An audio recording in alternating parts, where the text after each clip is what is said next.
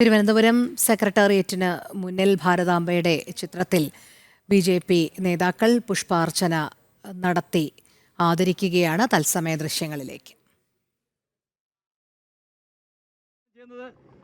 അദ്ദേഹത്തെ ആദരപൂർവ്വം ഉദ്ഘാടനം ചെയ്യുന്നതിന് വേണ്ടി ക്ഷണിച്ചുകൊള്ളുന്നു.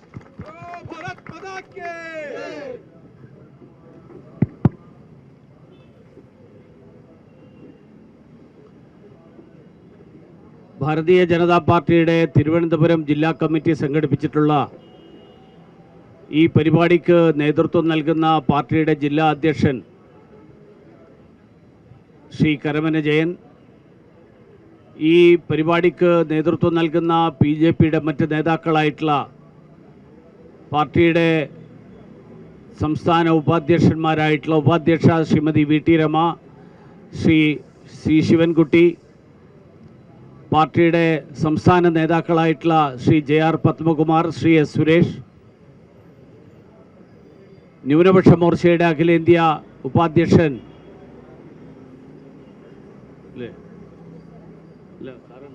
അബ്ദുൽ സലാം സർ,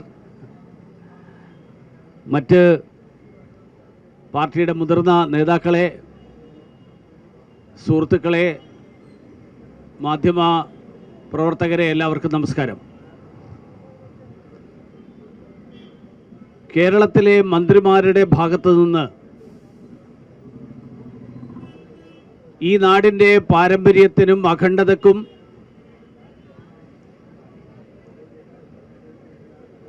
നാടിൻ്റെ സ്വാതന്ത്ര്യ സമരത്തിലെ ചിഹ്നങ്ങൾക്കുമെതിരായിട്ട് നിരന്തരമായി നടക്കുന്ന അവഹേളനത്തിൻ്റെ പശ്ചാത്തലത്തിലാണ്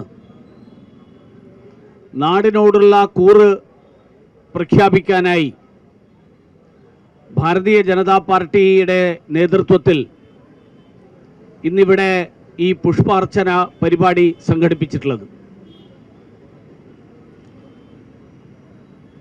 കഴിഞ്ഞ ഏതാനും ദിവസങ്ങൾക്കിടയിൽ ബഹുമാന്യനായിട്ടുള്ള ഗവർണർ രാജ്ഭവനിൽ നടന്ന 2 പരിപാടികളിൽ ആ പരിപാടികളിൽ ഭാരതാംബയുടെ ചിത്രം, ആ ചിത്രം വെച്ച് അതിൽ നിലവിളക്ക് കൊളുത്തുന്നതും പുഷ്പാർച്ചന നടത്തുന്നതും ചൈന ചങ്കിലുള്ള ചില ആളുകൾക്ക് ഇഷ്ടപ്പെടുന്നില്ല. അവർ പറഞ്ഞിട്ടുള്ളത് ഞങ്ങളുടെ ചങ്കിൽ ചൈനയാണെന്നാണ്. ചങ്കിൽ ഇന്ത്യയുള്ള ആളുകൾ ഭാരതാംബയുടെ ചിത്രത്തിൽ പുഷ്പാർച്ചന നടത്തുന്നതിന് ഒരു മടിയുമില്ല. അതുകൊണ്ടാണ് ബഹുമാന്യനായിട്ടുള്ള ഗവർണർ ഇന്ത്യയാണ് ചങ്കിൽ എന്നുള്ളത് കൊണ്ടാണ് ഗവർണർ അവിടെ ഭാരതാംബയുടെ ചിത്രം വെച്ച് അവിടെ നിലവിളക്കും പുഷ്പാർച്ചനയൊക്കെ നടത്തിയത്.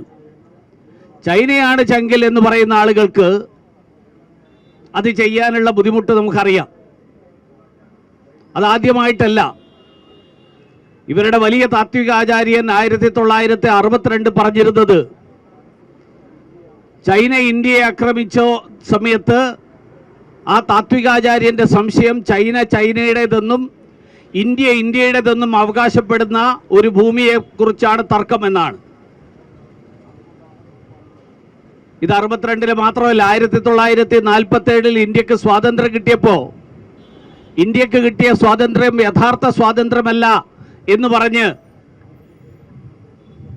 നാട്ടിൽ അക്രമവും കലാപവും നടത്താൻ ഇറങ്ങി പുറപ്പെട്ട ആളുകളുടെ പിന്മുറക്കാരാണ് ഇപ്പോഴും ചങ്കില ചൈനയുമായിട്ട് സ്വാതന്ത്ര്യം നേടി 75 വർഷങ്ങൾക്ക് ശേഷവും ഈ രാജ്യത്തെ ജനങ്ങളെ കബളിപ്പിക്കാൻ വേണ്ടി ശ്രമിച്ചുകൊണ്ടിരിക്കുന്നത്.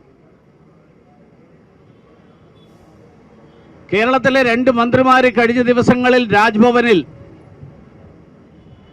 നടത്തിയിട്ടുള്ള കോപ്രായങ്ങൾ നമ്മൾ കണ്ടു.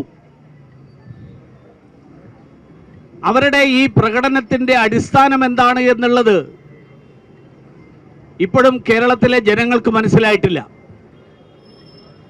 അവർ പറയുന്നത് ഒരു സ്ത്രീയുടെ പടത്തിൻ്റെ മുന്നിൽ പുഷ്പാർച്ചന നടത്തുന്നു എന്ന് പറഞ്ഞാൽ സ്ത്രീയോടാണ് വിരോധം. സ്ത്രീയുടെ പടത്തിൻ്റെ മുന്നിൽ, ഞങ്ങൾക്ക് പരിചയമില്ലാത്ത ഒരു സ്ത്രീയുടെ പടത്തിന് മുന്നിൽ പുഷ്പാർച്ചന നടത്തുന്നു.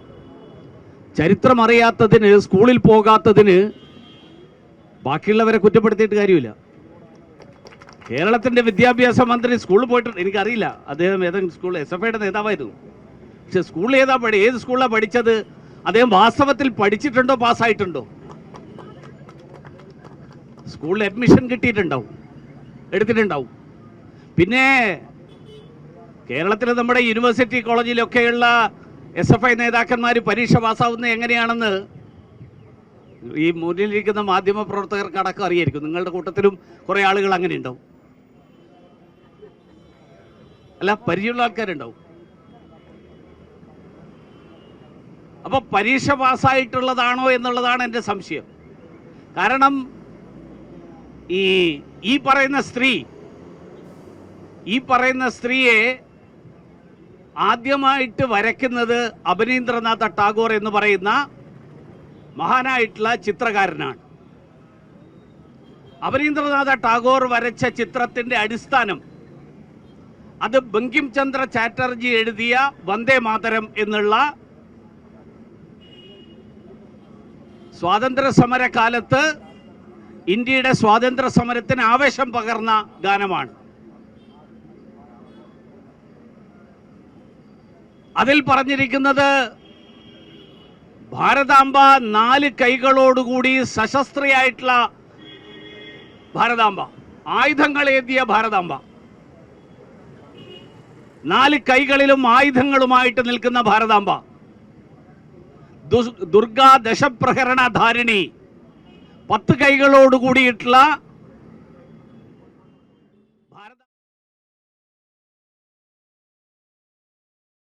അദ്ദേഹത്തിന്റെ കവിതയിൽ വന്ദേ മാതരത്തിൽ വിശേഷിപ്പിച്ചത്. ആ ബങ്കിം ചന്ദ്ര ചാറ്റർജിയുടെ ആ ചിത്രീകരണത്തെ, അതിനെ കാവി വസ്ത്രമണിഞ്ഞ ചിത്രം, ആ ചിത്രമാണ് അബനീന്ദ്രനാഥ് ടാഗോർ രചിച്ച് ലോകം മുഴുവൻ പ്രസിദ്ധമായത്. കഴിഞ്ഞ വർഷം അതിനുമുമ്പത്തെ വർഷമോ ഇന്ത്യൻ പാർലമെന്റിൽ നിന്ന് വിരമിച്ച എല്ലാ MP-മാർക്കും ഉപരാഷ്ട്രപതി ജഗ്ദീപ് ധൻകർ, അദ്ദേഹം ഭരണഘടനാ പദവിയിലിരിക്കുന്ന ആളാണ്, അദ്ദേഹം വിരമിക്കുന്ന ആളുകൾക്ക് ഉപഹാരമായിട്ട് നൽകിയത് അബനീന്ദ്രനാഥ് ടാഗോർ വരച്ച ഈ ചിത്രമാണ്. അത് വാങ്ങിയ കമ്മ്യൂണിസ്റ്റുകാരുടെ ആരെങ്കിലും ഒന്ന് നമ്മുടെ ഈ മന്ത്രിമാരൊന്ന് പോയി കാണണം. വിരമിച്ച കമ്മ്യൂണിസ്റ്റുകാർക്കും ഇത് കൊടുത്തിട്ടുണ്ട്, അവരും അത് വാങ്ങിയിട്ടുണ്ട്. അവരാരും പറഞ്ഞിട്ടില്ല ഇതേതാ സ്ത്രീ, ഞങ്ങൾക്കറിയില്ലല്ലോ ഈ സ്ത്രീയെ എന്ന്. കേരളത്തിൽ നിന്ന് വിരമിച്ച ചില ആളുകളുണ്ട്, അവരോട് ചോദിച്ചു നോക്കണം. അവർക്ക് കിട്ടിയ ഈ ചിത്രം കണ്ടിട്ട് അവരാരാ ഈ സ്ത്രീ എന്ന് അന്വേഷിച്ചോ എന്നുള്ളത്. അത് കഴിഞ്ഞ് ഭാരത് മാതാ സങ്കല്പം, ഈ ഭാരതമാതാവ് എന്നുള്ള സങ്കല്പം, ഇന്ത്യയെ അമ്മയായിട്ട് കാണുന്ന സങ്കല്പം. ഭാരത് മാതാ എന്ന് പറഞ്ഞാൽ അർത്ഥം എന്താ? മാതാവ് എന്ന് പറഞ്ഞാൽ അമ്മ എന്നാണ് അർത്ഥം. അമ്പ എന്ന് പറഞ്ഞാലും അമ്മ എന്നാണ് അർത്ഥം. നമ്മൾ ആറ്റുകാലിൽ പോകുമ്പോൾ ആറ്റുകാൽ അമ്മേ എന്ന് വിളിക്കും. ആറ്റുകാൽ അമ്മ പ്രസവിച്ചതാണോ നമ്മളെല്ലാവരും? അതുകൊണ്ടല്ലല്ലോ വിളിക്കുന്നത്. ആറ്റുകാൽ അമ്മേ എന്ന് നമ്മൾ വിളിക്കുന്നത് നമ്മൾ മാതൃസ്ഥാനത്ത് കാണുന്നു എന്നുള്ളത് കൊണ്ടാണ്. എന്ന് പറഞ്ഞാൽ നമുക്ക് വേണ്ടി എല്ലാം തരുന്ന ശക്തി, ആ ശക്തിയെ നമ്മൾ ഈശ്വരനായിട്ട്, ദേവിയായിട്ട് കാണുന്നത് കൊണ്ട് നമ്മൾ ആറ്റുകാൽ അമ്മയായിട്ട് കാണുന്നു. ഭാരതം എന്നുള്ള ഈ ഭൂമി നമുക്കെല്ലാവർക്കും ജീവിക്കാനുള്ള ഈ മണ്ണ് ഈ അമ്മ നൽകിയിട്ടുള്ള വരദാനമാണ്. അതുകൊണ്ട് ഈ അമ്മയാണ് നമ്മുടെ ജീവിതത്തിന്റെ അടിസ്ഥാനം. ഈ അമ്മയാണ് നമ്മളെ ജീവിക്കാനുള്ള പ്രേരണ നൽകുന്നത്. ഈ അമ്മയ്ക്ക് വേണ്ടിയാണ് 10,000-കണക്കിന് ആളുകൾ സ്വാതന്ത്ര്യ സമരത്തിന് മുൻപും 10,000-കണക്കിന് ആളുകൾ അതിനുശേഷവും ജീവൻ വെടിഞ്ഞിട്ടുള്ളത്. മാതൃഭൂമിയുടെ രക്ഷയ്ക്ക് വേണ്ടിയിട്ട് ജീവൻ വെടിയുക എന്നുള്ളതാണ് അതിർത്തി കാക്കുന്ന ഓരോ ജവാനും അവൻ്റെ ഏറ്റവും വലിയ പുണ്യമായിട്ട് കണക്കാക്കുന്നത്. ആ മാതൃഭൂമി എന്നുള്ള സങ്കല്പം തന്നെ, മാതൃഭൂമി എന്ന് പറഞ്ഞാൽ അമ്മ എന്നുള്ള അർത്ഥത്തിലാണ്. ആ ഭൂമിയെ അമ്മയായിട്ട് കാണുന്നു എന്നുള്ള സങ്കല്പത്തിലാണ്. ഭാരതാംബ എന്നുള്ള വാക്കിന്റെ അർത്ഥം, ഭാരതമാതാവ് എന്നുള്ള വാക്കിന്റെ അർത്ഥം ഭൂമിയെ, ഈ ഭാരതത്തെ അമ്മയായിട്ട് കാണുന്നു എന്നുള്ളതാണ്. അമ്മ സ്ത്രീ അല്ലാതെ വേറെ ഏതെങ്കിലും രൂപത്തിലുണ്ടാവോ? അമ്മയെ സ്ത്രീയായിട്ട് കാണാൻ, സ്ത്രീയെ അമ്മയായിട്ട് കാണാൻ കഴിയാത്തതാണോ ഇവരുടെ പ്രശ്നം? അതിനെ തുടർന്ന് രാജ്യത്തിന്റെ വിവിധ ഭാഗങ്ങളിൽ ഭാരത് മാതാ മന്ദിറുകൾ ഉണ്ടായി, ഭാരത് മാതാ ക്ഷേത്രങ്ങൾ ഉണ്ടായി. വാരണസിയിൽ മഹാത്മാഗാന്ധിജിയാണ് അത് ഉദ്ഘാടനം ചെയ്തത്. ഹരിദ്വാറിൽ ഇന്ദിരാഗാന്ധിയാണ് ഉദ്ഘാടനം ചെയ്തത്. കൽക്കത്തയിലുണ്ട്, ഹരിദ്വാറിലുണ്ട്, അതുപോലെയുള്ള നിരവധി സ്ഥലങ്ങളിൽ. ഇവിടെ ഈ ഭാരത് മാതാവിന്റെ ചിത്രം, ഈ ചിത്രത്തിൽ പുഷ്പാർച്ചന നടത്തുന്നതിന് ഇവരുടെ എതിർപ്പ് എന്തിനോടാണ് എന്ന് എനിക്ക് ഇതുവരെ മനസ്സിലായിട്ടില്ല. അവരാരും അത് വിശദീകരിച്ചിട്ടില്ല.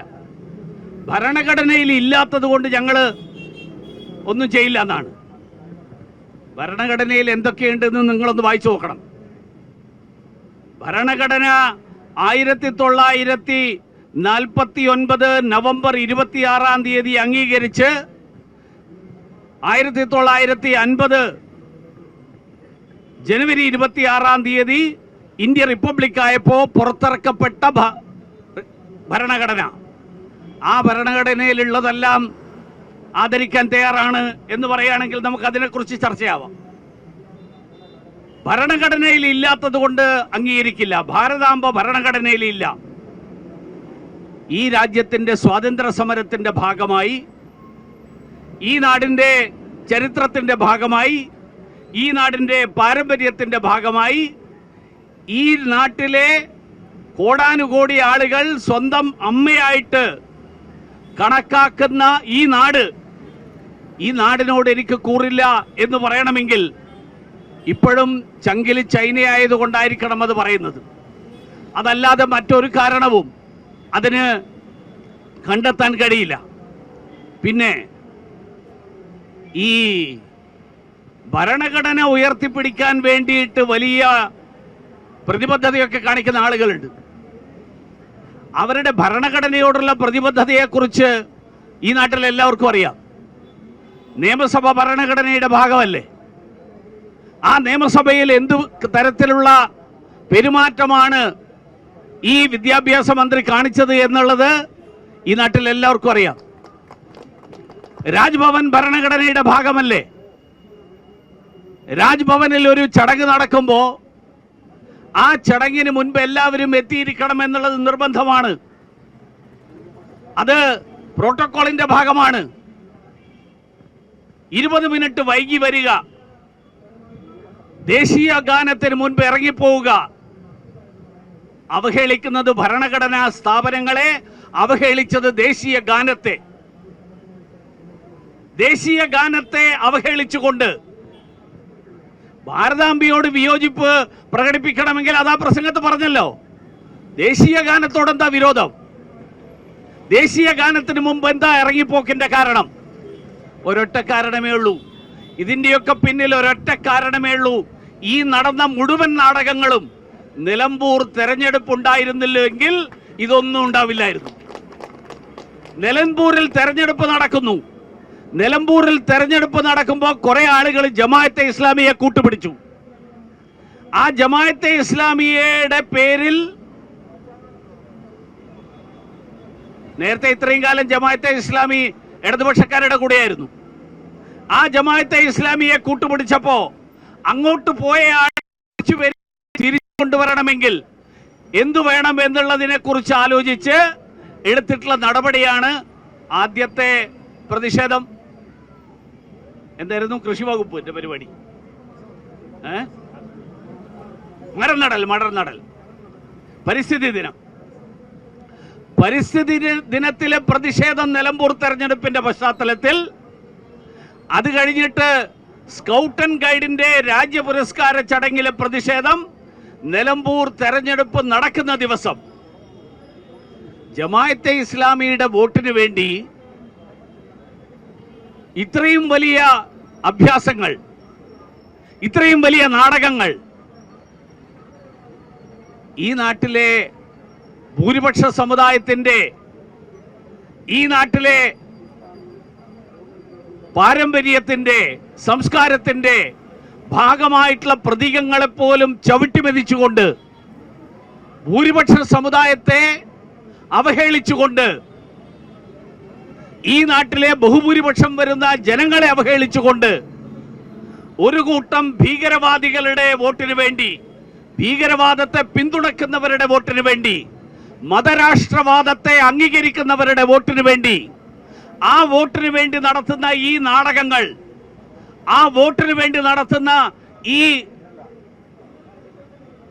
ചക്കളത്തി പോരാട്ടം, അതിന്റെ വസ്തുതകൾ തിരിച്ചറിയാൻ കേരളത്തിലെ ജനങ്ങൾക്ക് സാധിക്കും. വോട്ടിന് വേണ്ടി, 4 വോട്ടിന് വേണ്ടി നടക്കുന്ന ഈ അഭ്യാസം ഈ രാജ്യത്തിന്റെ പാരമ്പര്യത്തെ ചവിട്ടിമെതിച്ചുകൊണ്ട്, ഈ രാജ്യത്തെ കോടിക്കണക്കിന് ആളുകളുടെ സ്വാഭിമാനത്തെ ചവിട്ടിമെതിച്ചുകൊണ്ട്, സ്വാതന്ത്ര്യത്തിന് വേണ്ടി ജീവൻ വെടിഞ്ഞ 10,000-കണക്കിന് ആളുകളുടെ ജീവന്റെ വിലയില്ലാതാക്കുന്ന സമീപനം, ആ സമീപനം സ്വീകരിക്കുന്നവരാരാണെങ്കിലും, അതിന്റെ ലക്ഷ്യം എന്താണെങ്കിലും ശരി, അതിന്റെ ഉദ്ദേശം എന്താണെങ്കിലും ശരി, അങ്ങനെ ശ്രമിക്കുന്ന ആളുകൾ, അങ്ങനെ നടത്തുന്ന ആളുകള്, അവർക്ക് ചരിത്രത്തിൽ അവരുടെ സ്ഥാനം എന്തായിരിക്കും എന്നുള്ളത് ഈ രാജ്യത്തെ ജനങ്ങൾ വ്യക്തമാക്കും. അതുകൊണ്ട് ദേശീയ ചിഹ്നങ്ങളെയും സ്വാഭിമാന പ്രതീകങ്ങളെയും, ഈ നാടിനോടുള്ള കൂറിനെയും, ഈ നാടിനോടുള്ള അഭിമാനത്തെയും, ഈ നാടിനെ സ്വന്തം അമ്മയായിട്ട് കാണുന്ന ഈ നാടിന്റെ പാരമ്പര്യത്തെയും, ആ പാരമ്പര്യത്തെ ഇല്ലാതാക്കാൻ ചൈന ചങ്കിൽ വെച്ചുകൊണ്ട് നടക്കുന്ന ചില ആളുകൾ, ആ ആളുകൾ നടത്തുന്ന ഇതുപോലെയുള്ള കോപ്രായങ്ങൾ കൊണ്ട് സാധ്യമാകില്ല. ഈ നാട്ടിലെ ജനങ്ങൾ 4 വോട്ടിന് വേണ്ടി നടത്തുന്ന ഈ തരംതാണ രാഷ്ട്രീയം, ഈ തരംതാണ രാഷ്ട്രീയത്തെ തിരിച്ചറിയും. ഈ തരംതാണ രാഷ്ട്രീയം ഇന്ത്യയുടെ ദേശീയതയുടെ അതിന്റെ മുകളിൽ ചോദ്യചിഹ്നങ്ങൾ ഉയർത്തിക്കൊണ്ട് 4 വോട്ടിന് വേണ്ടി നടത്തുന്ന തരംതാണ രാഷ്ട്രീയം, ആ തരംതാണ രാഷ്ട്രീയം അവസാനിപ്പിക്കണം. ദേശീയ ചിഹ്നങ്ങളോട്, ദേശീയ പ്രതീകങ്ങളോട്, ആ പ്രതീകങ്ങളോടുള്ള അവഹേളനം, ആ അവഹേളനം തുടർന്നാൽ ഈ നാട്ടിലെ ജനങ്ങൾക്കറിയാം അങ്ങനെ അവഹേളിക്കുന്നവരെ ചരിത്രത്തിൽ അവർക്ക് ഏത് സ്ഥാനത്താണ് അവരെ ഇരുത്തേണ്ടത് എന്ന്. അതുകൊണ്ട് ഈ മന്ത്രിമാരെ നടത്തുന്ന കോപ്രായം, ഈ കോപ്രായം കൊണ്ട് കേരളത്തിലെ ജനങ്ങളെ തെറ്റിദ്ധരിപ്പിക്കാനാകില്ല. ഈ കോപ്രായം കൊണ്ട് കേരളത്തിലെ ഒരുപിടി ആളുകളുടെ വോട്ട് കിട്ടാൻ വേണ്ടിയിട്ട്, അതിനു വേണ്ടിയിട്ട് നടത്തുന്ന ഈ ശ്രമങ്ങൾ അവസാനിപ്പിക്കണം. ഭാരതീയ ജനതാ പാർട്ടിയുടെ മാത്രം ഒരു വിഷയമല്ല ഭാരതാംബ, RSSന്റെ മാത്രം പ്രശ്നമല്ല ഭാരതാംബ. സ്വാതന്ത്ര്യ സമരത്തിന്റെ കാലഘട്ടത്തിൽ അവനീന്ദ്രനാഥ് ടാഗോർ ചിത്രം വരയ്ക്കുന്ന ഘട്ടത്തിൽ RSS എന്ന് പറയുന്ന സംഘടന ജന്മം കൊണ്ടിട്ടില്ല. RSS ജന്മം കൊണ്ടുന്നത് 1925-ലാണ്. 1906 ആണ് അവനീന്ദ്രനാഥ് ടാഗോർ ഈ ചിത്രം വരയ്ക്കുന്നത്. RSS ഇന്ത്യൻ ദേശീയതയുടെ പ്രതീകം എന്നുള്ള നിലയിൽ ആ പ്രതീകത്തെ RSS സ്വീകരിച്ചു. കാവിക്കൊടിയോടാണ് എതിർപ്പെങ്കിൽ, കാവിക്കൊടി ത്യാഗത്തിന്റെ ചിഹ്നമാണ്, സമർപ്പണത്തിന്റെ അടയാളമാണ് എന്നുള്ളത് RSS അല്ല പറഞ്ഞത്, മഹാത്മാഗാന്ധിയാണ് പറഞ്ഞത്. ത്യാഗത്തിന്റെയും സമർപ്പണത്തിന്റെയും അടയാളം, ആ അടയാളമാണ് കാവിക്കൊടി എന്നുള്ളത് RSSന്റെ ഭരണഘടനയിൽ പറഞ്ഞതല്ല. ഇന്ത്യയുടെ ദേശീയ പതാകയിൽ കാവി ഉണ്ടല്ലോ. എന്തടിസ്ഥാനത്തിലാണ് ആ കാവ്യ വന്നത്? അത് ത്യാഗത്തിന്റെ പ്രതീകം എന്നുള്ള നിലയിലാണ് വന്നത്. അപ്പൊ ഇന്ത്യയുടെ ദേശീയ പതാകയിലുള്ള കാവ്യയോട് അലർജി ഉണ്ടെങ്കിൽ, ആകെ ചൈനയുടെ ചൈനയെ ചങ്കിലേറ്റി നടത്തുന്ന ആളുകൾക്ക് ഒരൊറ്റ നിറത്തോട് മാത്രമേ താല്പര്യമുള്ളൂ എങ്കിൽ അവര് ഈ നാട്ടിൽ ജീവിക്കണ്ട, അവർക്ക് സ്വന്തം അവരുടെ ചങ്കിലുള്ള ചൈനയിൽ പോയിക്കോട്ടെ, അവിടെ അവരെ സ്വീകരിക്കുമെങ്കിൽ. അതുകൊണ്ട് ഈ നാടിന്റെ ദേശീയ ചിഹ്നങ്ങളെ അവഹേളിച്ചുകൊണ്ട് ഇന്ത്യൻ സ്വാതന്ത്ര്യ സമരത്തെ ഒറ്റുകൊടുത്ത ആളുകളാണ് ഈ ആളുകൾ. 1942 ക്വിറ്റ് ഇന്ത്യ പ്രക്ഷോഭം നടന്നപ്പോ കമ്മ്യൂണിസ്റ്റുകാർ അതിനെ ഒറ്റുകൊടുത്ത ആൾക്കാരാണ്. മഹാത്മാഗാന്ധിയെ മിസ്റ്റർ ഗാന്ധി എന്ന് വിളിച്ച ആളുകളാണ്. സുഭാഷ് ചന്ദ്രബോസിനെ ബ്രിട്ടീഷുകാരുടെ ചെരുപ്പ് നക്കി എന്ന് വിളിച്ച ആളുകളാണ്. അതുകൊണ്ട് ഇന്ത്യൻ സ്വാതന്ത്ര്യ സമരത്തോട് കമ്മ്യൂണിസ്റ്റുകാരെടുത്തിട്ടുള്ള സമീപനം ഈ നാട്ടിൽ എല്ലാവർക്കും അറിയാം. ആ സമീപനം ഇപ്പോഴും തുടരാനാണ് അവരുടെ തീരുമാനമെങ്കിൽ ഇന്ത്യയിലെ ജനങ്ങൾ അത് അംഗീകരിക്കില്ല. ആകെ ഇനി ബാക്കിയുള്ളത് ഈ കേരളത്തിന്റെ ഇട്ടാവട്ടമാണ്. 30 കൊല്ലം ഭരിച്ച ബംഗാൾ മരുന്നിന് പോലും ചുവന്ന കൊടിയില്ല. ആകെയുള്ളത് ബംഗാൾ റെയിൽവേ സ്റ്റേഷനിൽ മാത്രം. ത്രിപുരയിൽ പൂർണ്ണമായിട്ടും അവസാനിച്ചു. ഒരു കാലത്ത് പറഞ്ഞിരുന്നത് ആന്ധ്രാപ്രദേശും ഉത്തർപ്രദേശും ഒക്കെ ഞങ്ങളുടെ ശക്തി കേന്ദ്രമാണെന്നാണ്. ഇപ്പൊ അവിടെയൊന്നും ഒരാളുമില്ല. ഇനി ബാക്കിയുള്ള കേരളത്തിലെങ്കിലും നിലനിൽക്കണമെങ്കിൽ ഇന്ത്യയുടെ ദേശീയതയെ അംഗീകരിച്ചുകൊണ്ട്, ഇന്ത്യയുടെ പാരമ്പര്യത്തെ അംഗീകരിച്ചുകൊണ്ട്, ഇന്ത്യൻ സ്വാതന്ത്ര്യ സമരത്തെ അംഗീകരിച്ചുകൊണ്ട്, സ്വാതന്ത്ര്യ സമരത്തെ ഒറ്റുകൊടുത്ത ആ പിന്മുറക്കാർ, അവരുടെ ആ ആളുകളുടെ പിന്മുറക്കാർ ഇപ്പോഴും അതേ നിലപാട് തുടരാനാണ് ഭാവമെങ്കിൽ ഈ നാട്ടിലെ ജനങ്ങൾ അവർ അർഹിക്കുന്ന ചരിത്രത്തിന്റെ അവരർഹിക്കുന്ന സ്ഥാനത്തേക്ക് വലിച്ചെറിയും എന്ന് മാത്രം സൂചിപ്പിച്ചുകൊണ്ട് ഞാൻ എൻ്റെ വാക്കുകൾ അവസാനിപ്പിക്കുന്നു. എല്ലാവർക്കും നമസ്കാരം.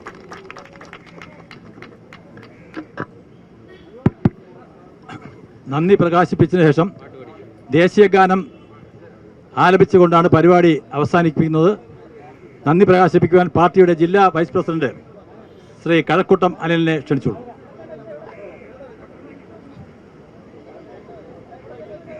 തിരുവനന്തപുരം ജില്ലാ കമ്മിറ്റി സംഘടിപ്പിച്ച ഭാരതാംബയുടെ മുന്നിൽ പുഷ്പാർച്ചന നടത്തിക്കൊണ്ടുള്ള ഈ സെക്രട്ടേറിയറ്റ് നടയിലുള്ള പരിപാടിയിൽ ഉദ്ഘാടനം ചെയ്യാൻ എത്തിച്ചേർന്നിട്ടുള്ള നമ്മുടെ ആദരണീയനായിട്ടുള്ള നേതാവ് ശ്രീ വി മുരളീധരൻ ചേട്ടനാണ്. വി മുരളീധരൻ അവർക്ക് ഈ പരിപാടിയിലേക്ക് ഹാർദവമായി നന്ദി അറിയിക്കുന്നു. അതോടൊപ്പം തന്നെ പാർട്ടിയുടെ സംസ്ഥാന നേതാക്കളായിട്ടുള്ള ശ്രീ ശിവൻകുട്ടി ചേട്ടൻ, ശ്രീ JR പത്മകുമാർ, ശ്രീ രമൺ ടീച്ചർ, അതോടൊപ്പം തന്നെ പാർട്ടിയുടെ ജില്ലാ അധ്യക്ഷൻ തുടങ്ങി ഈ വേദിയിൽ പങ്കെടുത്തിരിക്കുന്ന മുഴുവൻ നേതാക്കൾക്കും സഹപ്രവർത്തകർക്കും മാധ്യമപ്രവർത്തകർക്കും ദേശസ്നേഹികൾക്കും തിരുവനന്തപുരം ജില്ലാ കമ്മിറ്റിയുടെ ഹാർദവമായ നന്ദി ഈ അവസരത്തിൽ അറിയിക്കുന്നു. നന്ദി, നമസ്കാരം. ഭാരത് മാതാ കി ജയ്. ഭാരതാംബയുടെ ചിത്രത്തിൽ പുഷ്പാർച്ചന നടത്തുന്നതിൻ്റെ തത്സമയ ദൃശ്യങ്ങളാണ് കണ്ടത്. ഇത് ഉദ്ഘാടനം ചെയ്തുകൊണ്ട് സംസാരിച്ചത് മുൻ കേന്ദ്രമന്ത്രി വി മുരളീധരൻ ആണ്. ജമാഅത്തെ ഇസ്ലാമിയുടെ വോട്ടിനു വേണ്ടി, ഇസ്ലാം ഭീകരവാദികളുടെ വോട്ടിനു വേണ്ടി ഭൂരിപക്ഷ സമുദായത്തെയും സംസ്കാരത്തെയും അവഹേളിക്കുന്ന സമീപനമാണ് നടക്കുന്നത് എന്ന് വളരെ കൃത്യമായി വി മുരളീധരൻ ഈ ഉദ്ഘാടന പ്രസംഗത്തിൽ ചൂണ്ടിക്കാട്ടി.